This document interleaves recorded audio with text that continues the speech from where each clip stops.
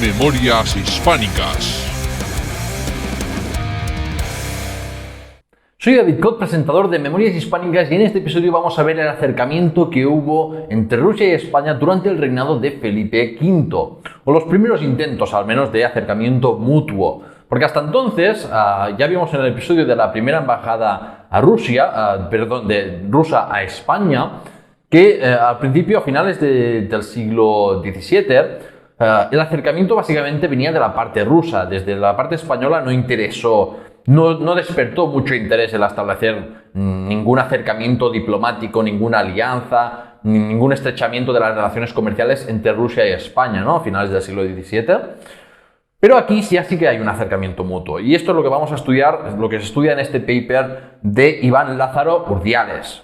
Así pues, las relaciones hispano-rusas en el siglo XVIII constituyen un verdadero punto de inflexión en sus contactos, ¿no? Por un lado, porque ya se cristalizan iniciativas anteriormente, que eran más de carácter, como he dicho, puntual, por intereses más concretos, de momentáneos, y sobre todo por la parte rusa.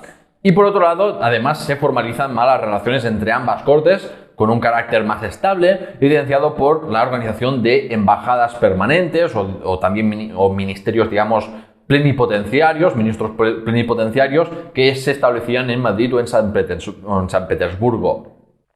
Lo de las embajadas permanentes ocurrió en la década del 1720, momento en que fueron destinados a Madrid y San Petersburgo el príncipe Golitsyn por la parte rusa y el duque de Liria por la parte española.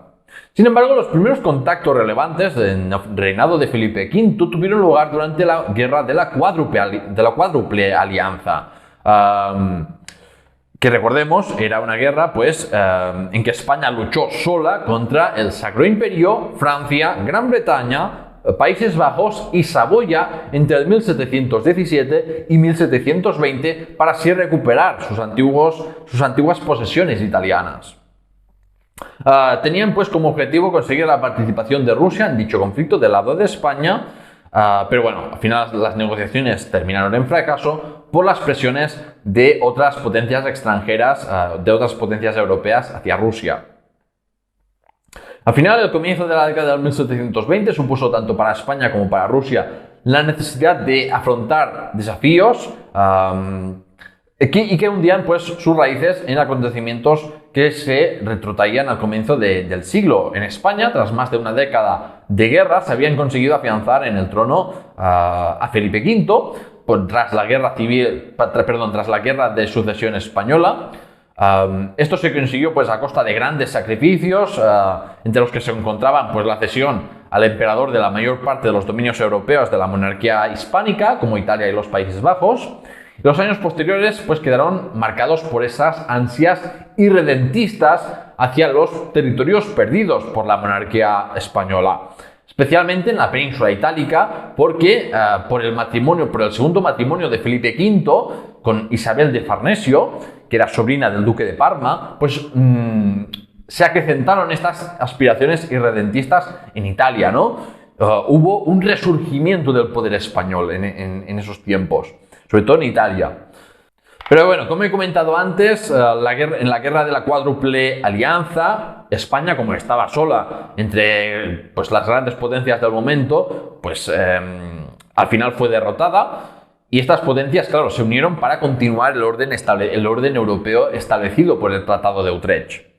Al final se firmó el Tratado de La Haya en 1720, en que España tuvo que renunciar a sus aspiraciones en tierras italianas y aceptar definitivamente el orden europeo establecido tras la guerra de sucesión española. Madrid, pero obtenía el reconocimiento de los derechos sucesorios del primero de los hijos con Isabel de Farnesio, de los territorios de Toscana, Parma y Piacenza. El emperador pronto comenzó a obstaculizar la futura herencia de los hijos de Isabel de Farnesio en suelo italiano, mientras España se esforzaba de nuevo para reconducir su amistad con Francia, que al final se pudo reconducir con varios acuerdos matrimoniales. Consecuencia directa del restablecimiento de la amistad entre España y Francia, pues fue que Felipe V endureciese sus demandas al emperador austríaco de los Habsburgo al solicitar la cesión de títulos y honores dependientes de la corona, como por ejemplo el de maestre del Toisón del Oro, o que soldados suizos fueran retirados de los presidios toscanos y reemplazados por españoles, para así asegurarse que realmente prevaleciesen los derechos sucesorios del heredero al trono español. Rusia había salido victoriosa bajo el mando del zar Pedro I de los conflictos que se conocen como la Gran Guerra del Norte, que se prolongaron entre el 1700 y el 1721. Por la paz de la Gran Guerra del Norte, Rusia obtuvo la supremacía en el este de Europa, con beneficios muy importantes a nivel territorial, como por ejemplo Estonia, Livonia y parte de Finlandia, lo que suponía el fin del Imperio Báltico de Suecia. La otra cara de esta paz, claro, fueron las ansias de revancha de los perdedores y el aislamiento internacional de Rusia, que se quedaba sin apenas aliados. Esto, claro, minaba su superioridad en la zona y, por ende, su irrupción como nuevo participante a tener en cuenta en el tablero de juego europeo. A Gran Bretaña tampoco le gustó el resultado final de la Gran Guerra del Norte. ¿Por qué? Porque, claro, Rusia estaba emergiendo como un rival muy fuerte a tener en cuenta. Y además, su victoria tenía implicaciones para la supremacía británica en el comercio del Báltico. Por eso, Gran Bretaña firmó una alianza defensiva con Suecia, mientras que el zar Pedro, emprendió conversaciones con los partidarios del pretendiente jacobita al trono inglés, ¿no?, para molestarles.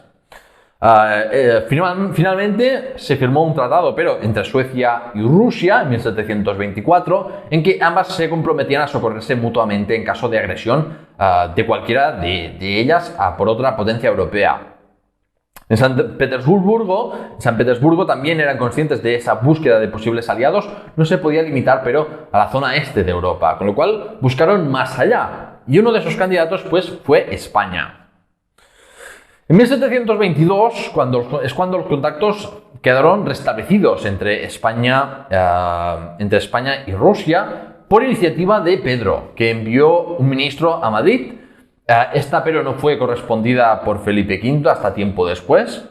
En todo caso, la designación del príncipe Golitsyn como ministro ruso en Madrid estaba sobre todo relacionada tenía un carácter sobre todo económico más que político.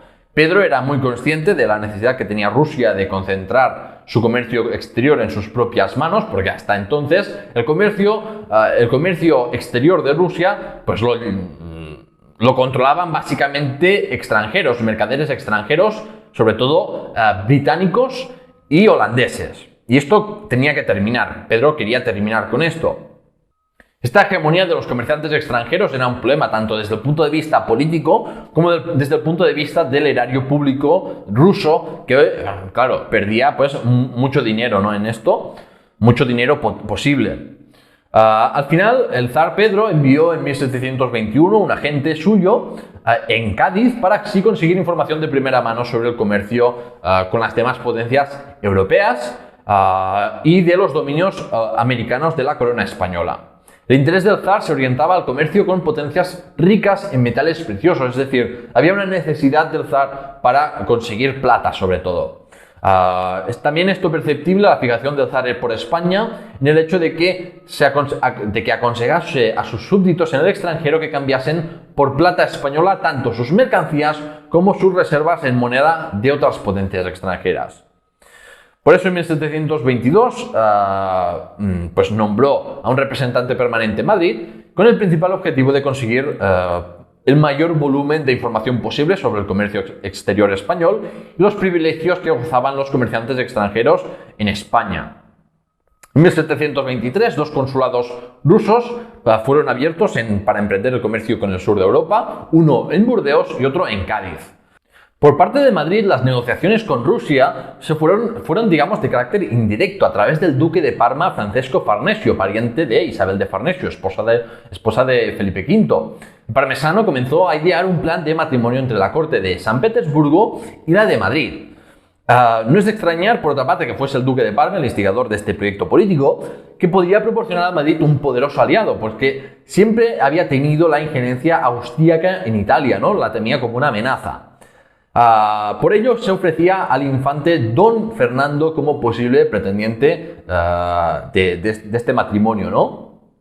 En Madrid se accedía a que fuera enviado a Rusia para ser educado en las costumbres rusas, pero solo se ponía como condición que el infante y su futura esposa tendrían que ser católicos. No se podía tolerar una conversión al cristianismo ortodoxo. Sorprende que en el momento en que el zar preparaba el envío de un ministro ruso a Madrid, en cuyas instrucciones primaban sobre todo cuestiones comerciales, económicas, propusiera a Madrid la negociación por otra vía de un tratado de alianza perpetua y un matrimonio. La negociación continuó y se realizaron borradores para esa alianza y un matrimonio. Se estipulaba que si una potencia utilizaba sus armas para socorrer a la otra o distraer a sus enemigos, la acción debía ser totalmente consensuada, nada de decisiones unilaterales. Además, ambos soberanos también se obligaban a pagar al otro una suma de 250.000 escudos al mes en caso de un conflicto empezara por los intereses del otro. El zar se comprometía a que en caso de quedar vacante el trono polaco, procuraría que fuese elegido rey de Polonia Don Fernando, en virtud del matrimonio con su hija, y también accedía a que en caso de rompimiento del emperador con España, ayudara a esta para que pudiese recuperar la mayor parte de sus territorios arrebatados en Italia. En dicho tratado también debía incluirse el duque de Parma, que así pues conseguiría que ambos soberanos protegiesen sus dominios ante cualquier tipo de amenaza de los austríacos, sobre todo, ¿no? Era prioritario también preparar un tratado de comercio con condiciones regladas para ambas potencias. El zar se reservaba las razones y derechos de la princesa de cara a la sucesión al trono ruso. De hecho, el zar Pedro no tenía ninguna intención a poner un monarca de origen español, aunque fuera como zar consorte, digamos, en el trono ruso.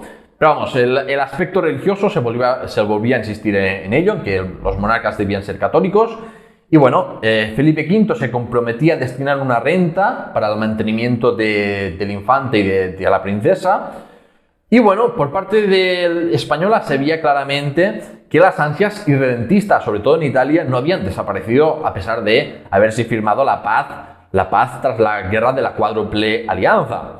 Claro, estábamos hablando de que seguíamos en la década del 1720 con estas negociaciones. Porque al final la recuperación de los territorios italianos se veían como una obligación de territorios usurpados a la monarquía española.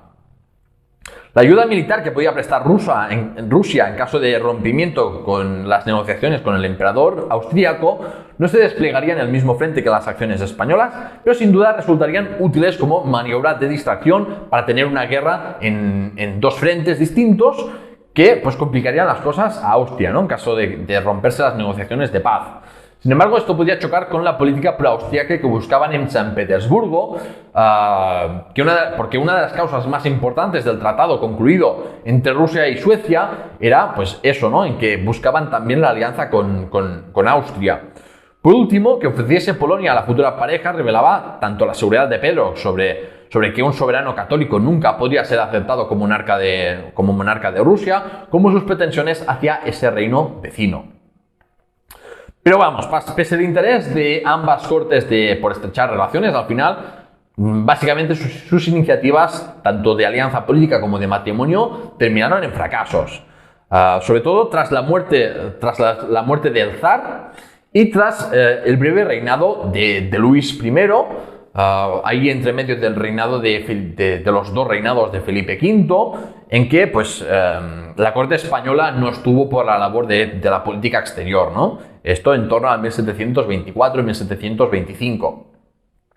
Por otro lado, el consulado ruso de Cádiz sufrió también un fracaso. Ya en otoño de 1726, las principales instituciones rusas se comenzaron a preguntar por la autoridad de este establecimiento, porque al final este consulado solo suponía pérdidas, entre otras cosas porque muchas de sus mercancías permanecían todavía en un almacén y porque el pequeño volumen que se había vendido se había hecho a pérdidas, con lo cual en 1727 se decidió eliminar el consulado ruso de Cádiz, vender sus mercancías y llamar de vuelta a Rusia a su personal.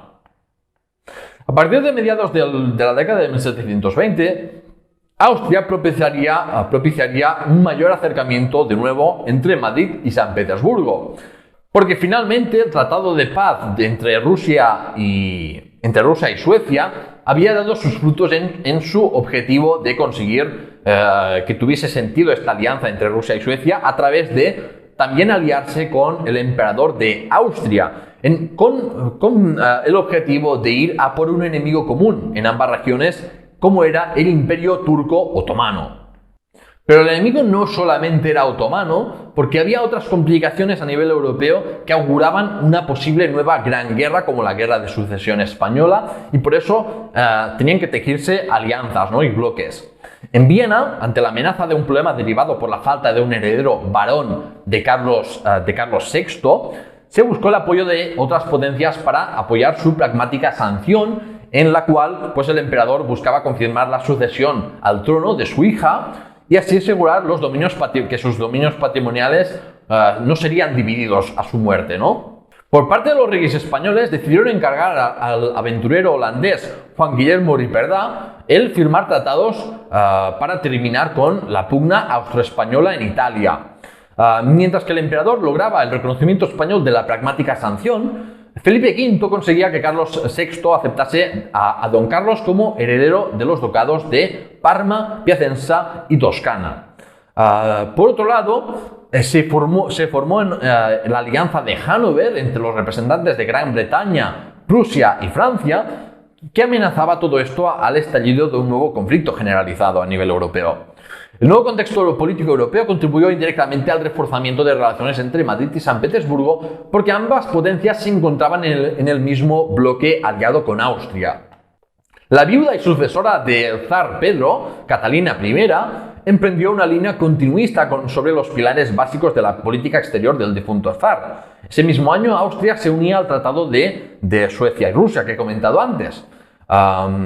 Suecia, debido a la influencia del partido antirruso, y Dinamarca por su inclinación a Londres y ante el miedo a ser víctima de un ataque de la flota rusa, al final pues se unieron a la alianza de Hannover, es decir, al final Suecia abandonó su alianza con Rusia y Austria.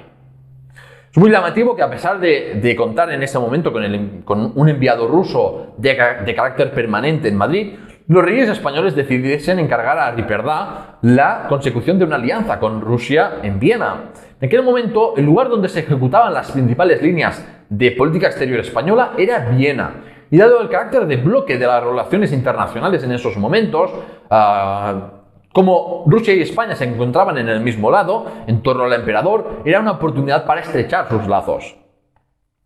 Los asuntos económicos se prefirieron tratar directamente en Madrid con el enviado ruso, mientras que pues, las cuestiones de relaciones políticas, de alianzas militares, se negociaban en Viena.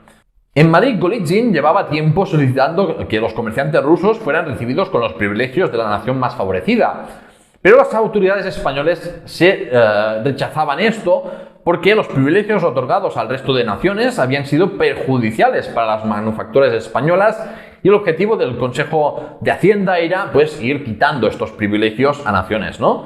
La única concesión que se podía hacer en ese momento era prolongar la rebaja del 43% que ya se hacía en los derechos de entrada de géneros rusos, como por ejemplo las muy valoradas, las muy apreciadas pieles y cueros rusos.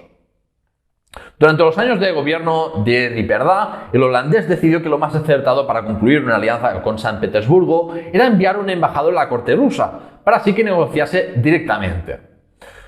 El holandés quería que el partido jacobita establecido en Rusia contribuyese a armar una flota que se utilizaría para la invasión de las Islas Británicas y así propiciar la instauración al trono del pretendiente jacobita de la dinastía que había sido reemplazada en las Islas Británicas. Pero claro, luego cayó en desgracia el holandés en la corte española y eso significó el fracaso de este proyecto de alianza con Rusia. Pese a la caída en desgracia del holandés Ripperda, la alianza entre el emperador austríaco y Felipe V siguió siendo sólida frente al bloque contrario de Hannover. Por eso decidió designar un representante de carácter permanente en Rusia y para encabezar esta misión fue elegido el segundo duque de Liria, Jacobo Francisco Fitz James Stuart. que fue enviado en enero de 1727 con uno de los principales objetivos, los cuales sería trabajar con la proyectada alianza con Rusia para que llegase a buen puerto. Por ejemplo, especificar determinados compromisos a los que España había sido ligada por la alianza entre Austria y Rusia, como por ejemplo el número de navíos rusos que tenía que permitir el rey de España que guarneciesen en sus puertos, al igual que el número al igual que el tiempo, que estos podían permanecer ahí. Las instrucciones entregadas al duque de Liria le indicaban actuar en consonancia con el representante imperial en la corte rusa y además debía realizar su viaje pasando primero por Viena. Por lo tanto, una vez allí se le instruiría sobre la situación de la corte rusa en ese momento y así obtendría información, ¿no? O sea, de nuevo toda la política exterior española en esa década del 1720, sobre todo a partir de 1725, todo pasaba por Viena. Se decidió que el duque tomase la dignidad de ministro plenipotenciario en vez del rango de superior de embajador. Era lógico que se prescribiese a Liria informarse a través de los austríacos del ceremonial y de las costumbres de la corte rusa, porque apenas se tenía información sobre la corte rusa en España. Con lo cual, los contactos hasta entonces habían sido muy limitados y había sido sobre todo por la parte rusa a España. En Viena, al duque de Liria se le entregó una copia del Tratado de Alianza Austro-Ruso, pero sabía que por la lejanía entre España y Rusia, los acuerdos que pudiesen llegar no podían ser idénticos, no podían ser igual de favorables que el tratado entre Austria y Rusia. El viaje a Rusia descubriría la importante iniciativa personal del duque, porque a lo largo de su embajada propuso emplear su tiempo a visitar también a otros soberanos europeos y así revitalizar contactos de Madrid con ellos. Por ejemplo, en el caso de Polonia, visitó Polonia y visitó también Prusia. El enviado ruso manifestó en una reunión con Liria que la zarina quería esperar a la llegada del duque a San Petersburgo para así comenzar allí las negociaciones. Para Liria, la consecución de dicha alianza se podía manifestar muy útil en caso de guerra, pero realmente, si se mantenía la paz, si no había ningún gran conflicto a nivel europeo, pues realmente esta alianza carecía de utilidad alguna. En esta consideración son perceptibles tanto los condicionantes geográficos, por la lejanía entre España y Rusia, como la confianza general en ese momento en que el Congreso de Soissons, en que se procuraba la paz a nivel europeo, pues podía realmente llegar a buen puerto, ¿no? Que se podía mantener una paz a nivel europeo, que se mantendría el orden establecido en Utrecht. También entonces tenía lugar la muerte de Catalina I, y eran evidentes los problemas que tuvo que afrontar el nuevo zar, el joven zar Pedro II. El duque llegó a la capital imperial en 1727. Durante la primera audiencia afloró, por ejemplo, el tema conflictivo sobre el título imperial de Pedro, que Pedro I había asumido en 1721. Pero el duque rechazó referirse al joven soberano como emperador. Aún España no reconocía el título imperial de los rusos, ¿no? Esto de llamarse emperadores también. Esta cuestión supondría una constante fuente de problemas en las décadas posteriores hasta que no fue reconocido posteriormente en época de Carlos III. Durante su estancia en Rusia, Liria tendría que desenvolverse tanto entre las diferentes facciones cortesanas como frente a la labor de los diplomáticos que estaban ahí del bloque de Hannover, del bloque enemigo. Todo ello a pesar de que el duque de Liria no mantenía una buena relación con el joven zar, también mantenía una mala relación con el nuevo representante imperial de Austria, del que en numerosas ocasiones el español señalaría su incompetencia. En cuanto a los proyectos de alianza y de comercio, pues ninguno de ellos llegó a materializarse. En Madrid no se tenía intención en ese momento de llegar a ningún compromiso con los rusos, dadas las esperanzas de paz que había, ¿no? Por ello se ordenó al duque que se ciñese solo al tratado de comercio y solo en caso de que lo solicitasen los rusos.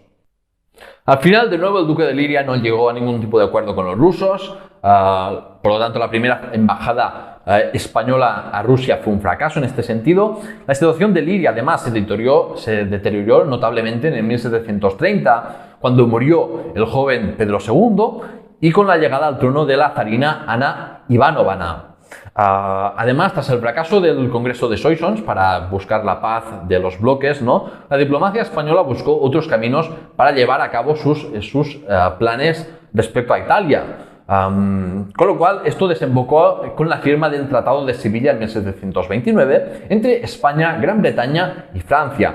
Esto reestructuró completamente este Tratado de Sevilla, reestructuró completamente las alianzas internacionales europeas, dio lugar a la cuádruple alianza de Sevilla, a la que Holanda también se unió al poco tiempo. Frente a ella, el estrechamiento entre Austria, Prusia y Rusia como medio para hacer frente. Por lo tanto, España cambió su alianza, ya dejó de estar aliada con Rusia en el bloque de Rusia y Austria y se pasó al bloque de Gran Bretaña, Francia y Holanda. A partir de ese momento, los objetivos de Liria se transformaron totalmente. Uno de los principales pasó a ser de que los 30.000 hombres prometidos por Rusia al emperador austriaco no saliesen nunca de las fronteras rusas. La labor de Liria para impedirlo se demostró frenética. El duque informaba a Madrid de que se había reunido con buena parte de los ministros rusos para persuadirles de lo contrario, La dependencia de Viena de las relaciones hispano-rusas en ese momento auguraba que tras la firma del Tratado de Sevilla, pues la buena correspondencia entre ambas cortes no se prolongaría, dejaría ya de haber buena sintonía entre Rusia y España. Esto no significó que el duque hasta el último momento no albergase esperanzas de conseguir que Rusia también se uniese al Tratado de Sevilla. El aristócrata llegó incluso a redactar una serie de puntos destinados a que se uniese Rusia al Tratado de Sevilla. Pero esto resultó finalmente inútil, dada la firme intención de San Petersburgo de no abandonar la alianza con el emperador. Al final, la zarina ordenó que su ministro ruso en la corte de Madrid abandonase España, y lo mismo hizo Felipe V respecto al duque de Liria. Y solo dejó en la corte de San Petersburgo a un secretario que permaneció allí durante 4 años más. Por iniciativa personal del duque de Liria, ya que estaba en el este de Europa, decidió pasarse por la capital polaca y ahí propuso un plan para sentar al trono polaco al infante español don Felipe. Pero bueno, a pesar de haberse suspendido los contactos diplomáticos entre el 1730, lo cierto es que el tráfico comercial entre ambas potencias, entre Rusia y España, sufrió un notable incremento. Si bien es verdad que la dinámica anterior continuó de seguir estando en su mayoría este comercio no en manos de españoles y rusos como un comercio directo, sino a través de intermediarios británicos y holandeses. Una de las mayores contribuciones del duque de Liria fue a todo esto su diario del viaje a Moscovia, en que relataba sobre todo lo que ocurría en la corte rusa, y por lo tanto nos da información muy interesante sobre la corte rusa en esos años tan interesantes de cambios en Rusia y de convulsión. Durante el reinado de Felipe V aún hubo otro intento más de reanudar los contactos diplomáticos entre la corte madrileña y de San Petersburgo. Esto en 1741, en el contexto de la Guerra de Sucesión de Austria. De nuevo, las alianzas europeas terminó tirando por tierra este nuevo proyecto, porque ambas potencias terminaron integrándose en bloques opuestos en este conflicto. Con lo cual debemos esperar 3 décadas más para asistir a una revitalización de las relaciones entre Madrid y San Petersburgo, que tuvo lugar en la década de 1760 durante el reinado de Carlos III. Bien, en el siguiente episodio precisamente veremos esos contactos, esa política exterior de Carlos III, en concreto del conde de Floridablanca que servía a Carlos III, de su política exterior, con respecto a Rusia. Veremos todo eso en el siguiente episodio de Memorias Hispánicas. Si te ha gustado este episodio, por favor, dale a suscribirte si no lo estás ya, comenta, comparte los episodios de Memorias Hispánicas para así crecer la comunidad. Y si te gusta mucho mi contenido, por favor, ve a patreon.com/lahistoriahispana y considera unirte a la comunidad de Patreon para así recibir numerosos beneficios que van desde acceso anticipado a los episodios hasta merchandising exclusivo, ser mencionado en uno de los episodios, etc. Así que nos vemos en el siguiente episodio de esta serie de conexiones entre Rusia y España en la Edad Moderna y hasta pronto.